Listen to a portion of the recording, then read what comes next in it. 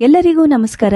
ಇವತ್ತು ನಾನು ಅಕ್ಕಮಹಾದೇವಿಯವರ ಹೆದರದಿರು ಮನವೇ ಬೆದರದಿರು ತನುವೆ ಎಂಬ ವಚನವನ್ನು ಓದಲಿದ್ದೇನೆ. ಹೆದರದಿರು ಮನವೇ ಬೆದರದಿರು ತನುವೆ, ನಿಜವನರಿತು ನಿಶ್ಚಿಂತನಾಗಿರು. ಫಲವಾದ ಮರನ ಕಲ್ಲಲ್ಲಿ ಇಡುವುದೊಂದು ಕೋಟಿ, ಎಲವದ ಮರನ ಇಡುವರೊಬ್ಬರನ್ನು ಕಾಣೆ. ಭಕ್ತಿ ಉಳ್ಳವರ ಬೈಯುವರೊಂದು ಕೋಟಿ, ಭಕ್ತಿ ಇಲ್ಲದವರ ಬೈಯುವರೊಂದು ಕೋಟಿ.